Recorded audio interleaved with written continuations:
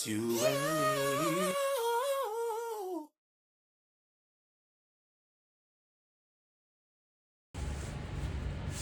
Well, our boxes did not fall. Sweet.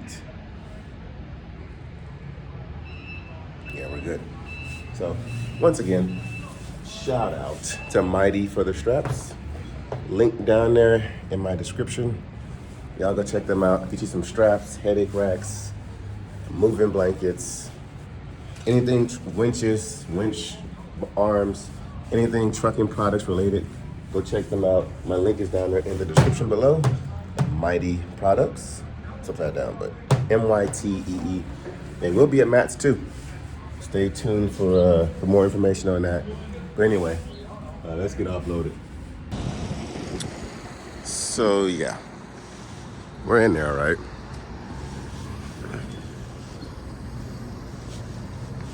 I kept getting stuck right there. And then I was also getting stuck, I think right here on my drives. Kept free spinning right there. But we were getting offloaded. Might take a while. They're all independent boxes as we saw. So it's definitely fun. As always in Louisiana. That's where we were parked last night, right there. And he was gonna have me get in there, but they just finished off those trucks. So they had this little portable dock back here. Got my wheels chalked.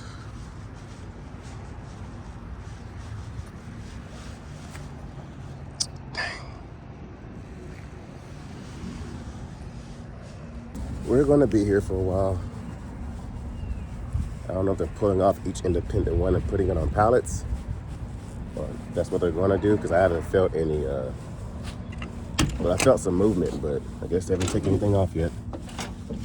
So, guess we'll chill out here. And while we're chilling out here, excuse the mess, don't look at the mess. While we're chilling out here, let's check out some revenue. All right, so y'all know how this works.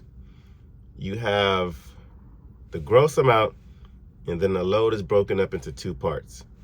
You have your line haul, and then you have your fuel surcharge.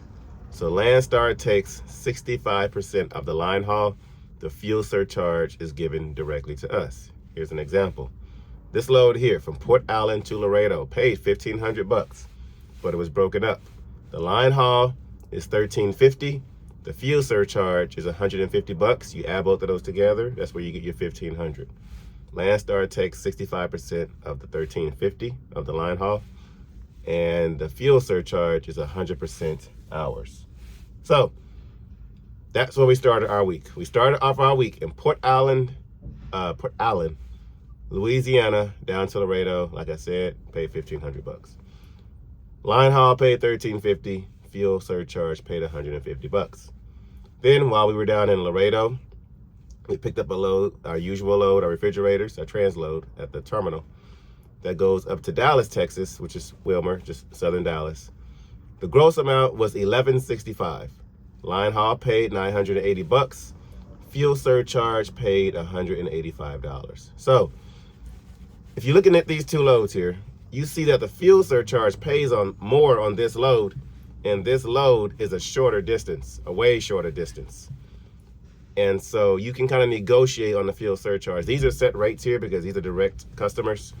If it's like a broker or what we call a 3PL load, then yes, we have a little bit of leniency. But sometimes what we do is we have them pull off the line haul and put it on the fuel surcharge, because that's automatically given to us. But that's not the case with any of these, because these are all direct lanes. These are dedicated lanes, so direct customers.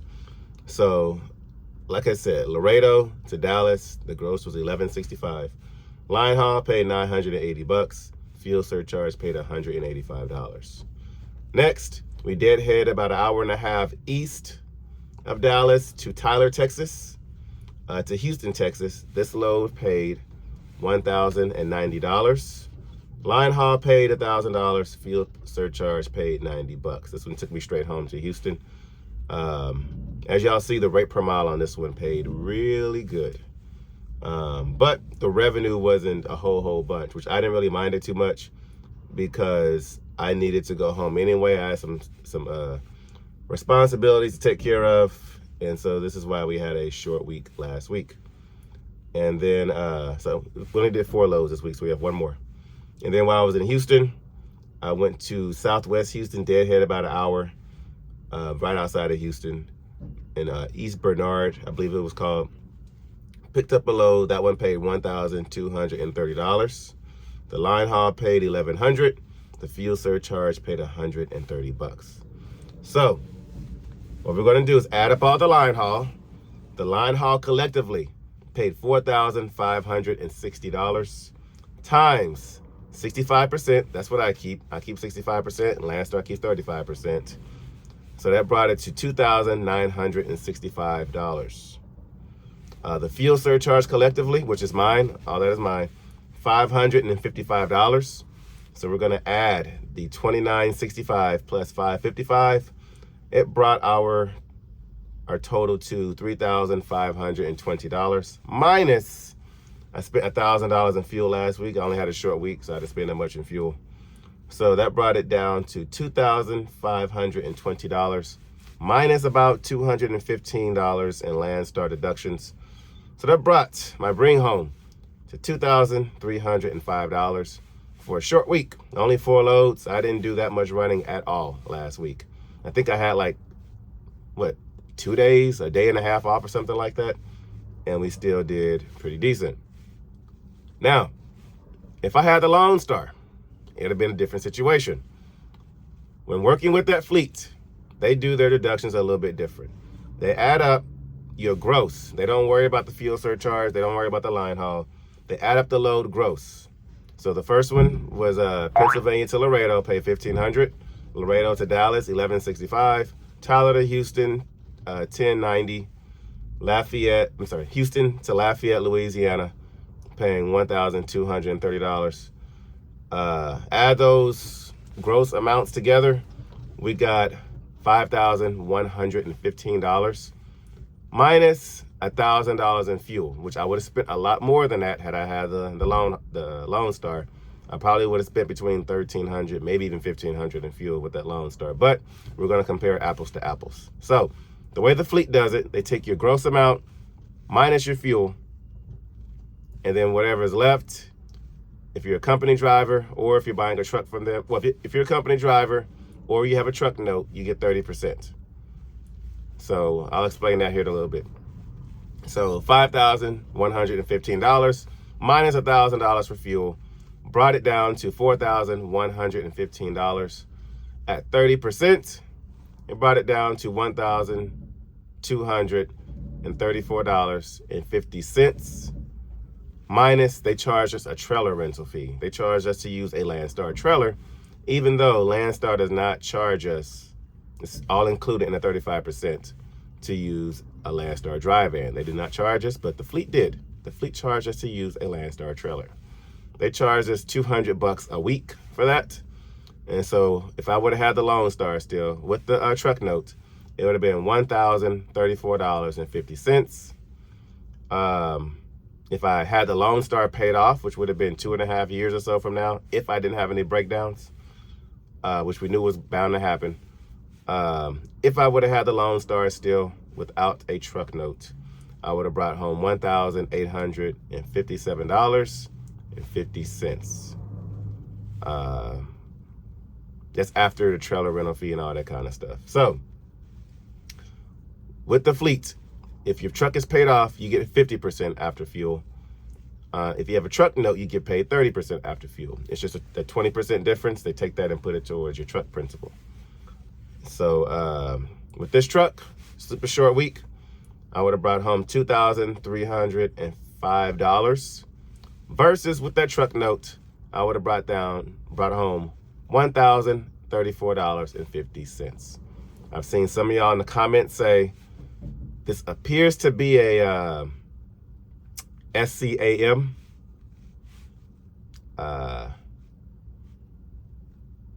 all I can say is you are anyway. I'm just gonna leave it at that.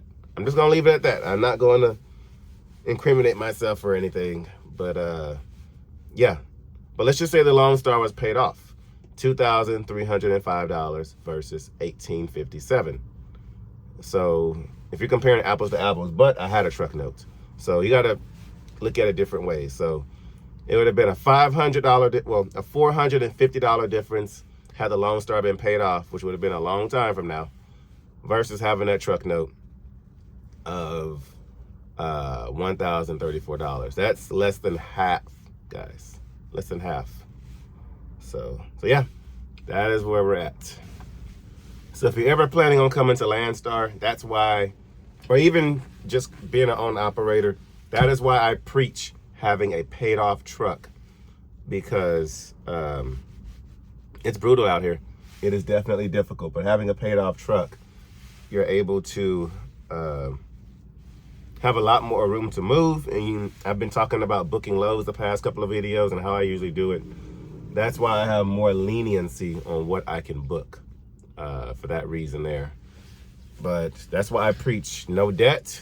That's why I preach paying off debt at home and minimizing what you spend, because the less you spend, the less you have to make. I'm not saying you have to make less, but the more you're forced to bring home after expenses and everything. And so that's why my wife and I, we're paying off all our debt at home, and that's why we're choosing not to have a truck note. And from now on, that is how we're going to be doing things. We're going to be paying cash for our equipment. We will not be going further into debt. Even our credit cards, we're cutting those up. No more credit cards. If you watch Dave Ramsey, you know exactly what I'm talking about. In our household, we don't use the word credit. We don't use the word finance. We don't use the word borrow. We don't use the word loans. We don't use those words in our house, because I'm a big believer in that scripture, as y'all heard me say. The borrower is slave to the lender, and we live by that. And God said that directly in the Bible, and I don't take that lightly. And so, I'm done always owing somebody money. I'm done with that. I'd rather pay cash for stuff, have titles and everything, all that stuff in my name, rather than if the economy crashes tomorrow, at least it's in my name. I don't owe anybody any kind of money. So, but anyway, that's why I preach that. Y'all see the truck kind of rocking back and forth every now and then. I think they're back there getting us offloaded finally, but we should be out of here shortly. But comment down below what you guys think on that whole on this whole thing with the truck note and the Lone Star. But that's what it would have been if I didn't have any breakdowns, and we all knew that I had some major breakdowns coming up, including an overhaul. We had an overhaul coming up on that truck. So even just the parts on this truck are a heck of a lot cheaper than what they were on that Lone Star. And just in my opinion, this truck is a lot easier to work on and to keep up with instead of the Lone Star. The Lone Star, y'all know it had the DEF system on there, which I had to get the truck to run a lot better. But it was just a lot of sensors and a lot of stuff going on with that truck. And so this truck is a lot easier to maintain than the other truck. But once we get situated financially and get everything in place, we'll be ready to start putting money into this truck to get it where we need to go. So please stay tuned for that. Be patient with me. We're just trying to get all our ducks in a row. MATS Truck Show, MATS, Mid-America Truck Show. Hope to see y'all there. That is definitely going to be an expensive trip, but we're looking forward to it because it'll be well worth meeting you guys there. Not to mention some other stuff we have going on behind the scenes. And actually, I need to make some phone calls today to kind of get some stuff, the ball rolling. Stay tuned on the 2003 Freightliner Classic XL raffle. Details on that coming soon once we can get some stuff set in stone and stowed away. So anyway, we should be out of here shortly, hopefully, and then we'll scoot on around 14 miles down the road to our usual 45,000 pound load, taking that back down to Laredo.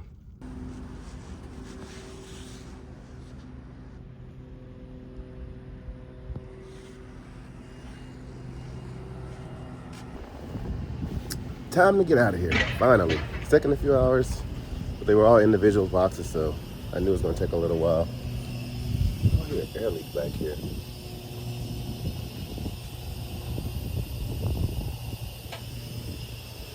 All right, we'll have to get that checked out too. So anyway, let's get on out of here. I'm thinking it's just because of, let me try to put some air in my rear bags. Love that button, man. Oh, there we go. There we go. There she is.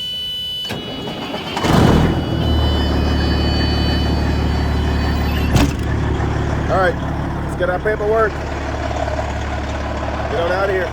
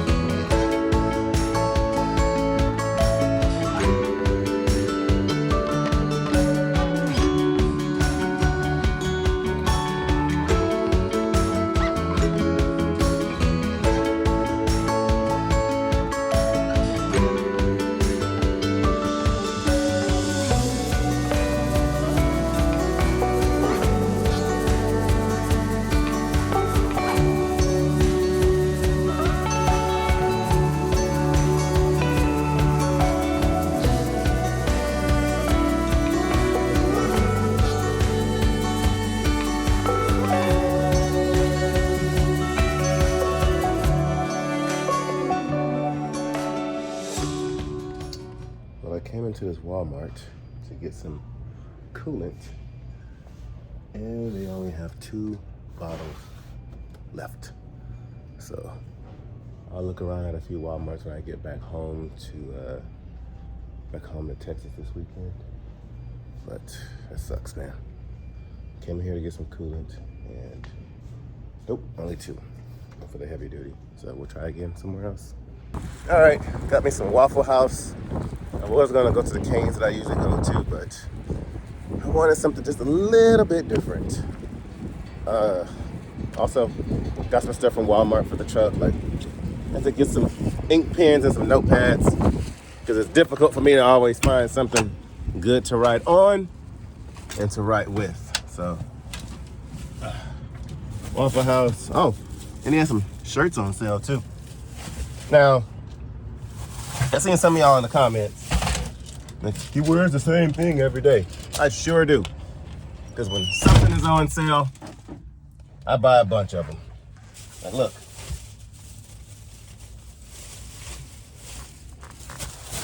I'm not gonna take it out the bag, it's gonna be too much of a hassle. But look, see? Gray, black, black, this greenish color, this greenish color. I buy the same thing. I buy it multiple times. If it's cheap, I'm getting it. I'm getting multiple. So anyway, all right, little short break. Let's go pick up this load.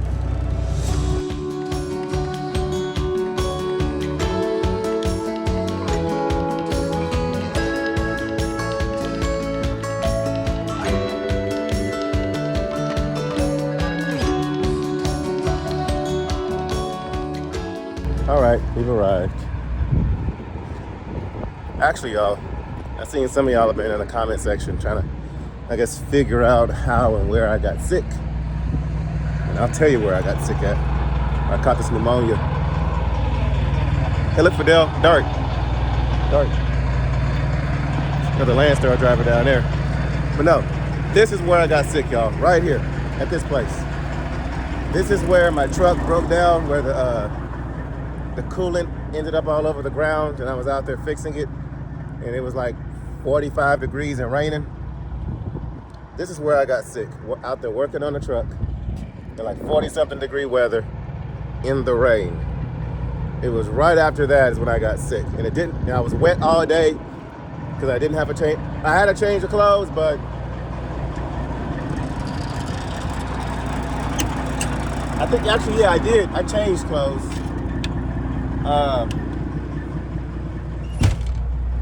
But I was still wet. Like even my hair, y'all, like my hair takes a day to a day and a half to dry.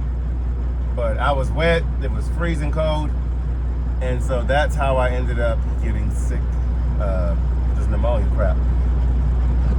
Between that and the heat works in the truck, but it's not the greatest. And then at night, I don't idle. I just sleep under, so I got like a million blankets back there. I sleep under a bunch of blankets to help keep me warm. So between that and not sleeping in a warm environment after all that and everything, that's how I ended up getting sick. And so, yeah, that is where the pneumonia came from. And I knew it right after. I thought it was just a simple little cold, you know, cough here, cough there. And usually after 2 days, you know, I'm good. Turn my truck off because they are not ready for me yet. They said my order is still being worked on. But yeah, but usually I knock out a cold in like a day or two. And after like that 5th or 6th day, that's when I was like, okay, like all right, something's not right. But yeah, this is where it all started. This place. I've been working out there in the truck in the cold for the amount of time I was working on it too. And then I was getting hot from moving back and forth and all that. So I think I took like my jacket off or something, which I shouldn't have done. But between that pouring down rain and that storm and the super, super cold weather, that is how I got sick. And then not being able to dry off properly and get in a warm environment. And then on top of that, not sleeping in a warm environment. It definitely came back and bit me in the behind. So that's why I'm sick now. But anyway, so order's not ready, but we should be out of here. I don't know. It might be a while. Had I known that, I would have came here, checked in first, and then went and got something to eat. Well, nah, because my order still would have been ready. So at least I can sit here now and have my clock stopped. But anyway, I'm gonna eat, and then hopefully we'll get out of here in 2-3 hours or so. And then before I put this away, thank you, Heath. Thank you. I forgot to use it yesterday, coming through Baton Rouge and trying to find out where I was going, and some of the streets I want to turn down said no truck routes. So I used that GPS today, and y'all see in the time lapse, I had no issues getting here. 0 issues at all. But through the address in there, it took me right where to go. So appreciate that, Heath. Thank you so much. You saved me a headache of trying to find out how to get over here in a timely manner. So appreciate that. But I think we're about to get to the dock here pretty soon. All right. Finally called us to a dock.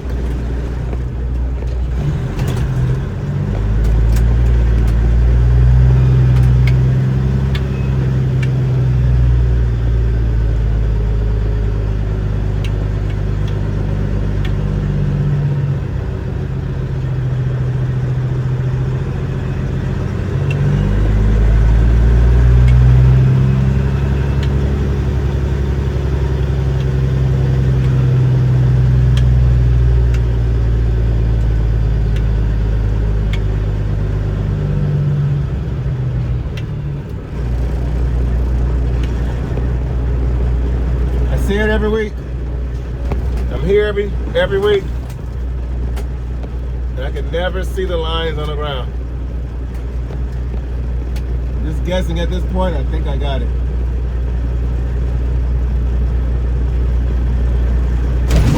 Ooh. All right. Check it out.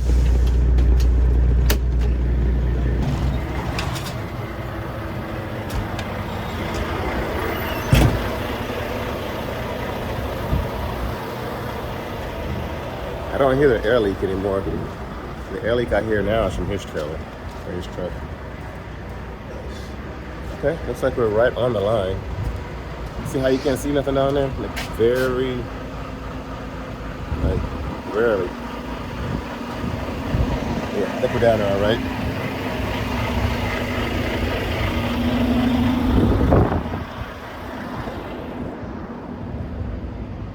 Yeah, this is horrible. Can't even see a line on this side. There's a line right there on the ground. You can barely see that. Sure can't see it in the mirror. But I think we're in there all right. But, oh yeah, I'm on there perfect.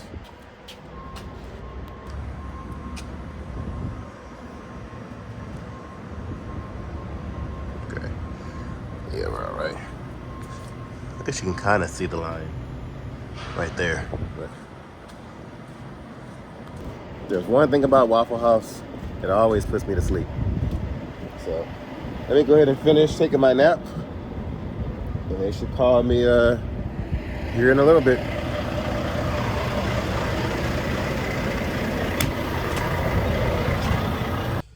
Well, just woke up from a good little nap. I think I'm gonna be driving all night. So I've been sitting here for almost 4 hours. Not in the dock, but here collectively, waiting to get into a dock and then at a dock. But did get a good little nap in, so. I'm supposed to be on bed rest. If y'all watched the last video on the whole ER situation, I'm supposed to be on bed rest. So instead of me being on bed rest, I'm just trying to get as much sleep as possible while I'm out here on the road. So I might go out for a walk too, just to kind of exercise a little bit, because I've got about a 10-hour drive, I think, tonight to get down there to Laredo in the morning. So I'm gonna do the same thing I usually do. I've been to this place before. I'm gonna get down there, park on site. It's at the Pablo Garza, something like that, PNG. If you go down to the Laredo area, you know what I'm talking about. They're pretty big down there. But yeah, we should be out of here. Should be out of here in the next 30 minutes or so. I've been feeling a lot of movement going on back there. But oh man, I took a really good nap. So when we leave out of here, I'm probably gonna get me a good cup of coffee. But for some reason, I only like drinking coffee when it's cool. And it's getting a little cool now. So it'd be the perfect time to grab some coffee. But down here in the summer, guys, it is hot. It's been in the 60s all week. And so I'm hoping it at least drops down to the 50s so I can enjoy my coffee without having to worry about being so hot or anything. But what sucks about pneumonia, guys, I'm not contagious. Just FYI, I'm not contagious. But what sucks about pneumonia is that you can't take any like cough syrup or cough drops for it, because you're supposed to cough to get all that fluid and mucus and stuff out of your lungs. So my left lung doesn't hurt as much as it used to. I've been taking my antibiotics and that freaking inhaler, man. I can't stand that inhaler. But been doing that, and now hoping to loosen that stuff up for a little bit of relief. But I'm not supposed to take any kind of cough drops or anything, because the coughing is supposed to help with the situation. So anyway, when we get out of here, we'll go close the doors up and get on down westbound, jump on since I-12 right here, go through Baton Rouge, go through Houston, go through San Antonio, and then we'll get on down there to Laredo. All right, so 45,000 pounds later, we're loaded. So I had some messed up stuff happen. So my money load that I was excited about this week, I paid $300 more than my regular load, my usual load. We were loaded and ready. My load that went from Laredo to Dallas, I paid $1,500. They called me this morning or this afternoon and said, hey, we're sorry, this has never happened before, but the load canceled. They didn't have enough product, something, blah, blah, blah. I said, all right, that's fine. So I called my usual transload, the refrigerators from the Landstar terminal in Laredo. I called her up and I said, hey, you know, do you have a load for tomorrow? And she said, yeah, I got you. Don't worry about it. I said, all right, cool. So she sent me a load. I just now get a call from the first lady. Hey, your usual load canceled, but we had 2 of them. The other driver just dropped off of it. Do you want it? I said, lady, I already booked something else going out there.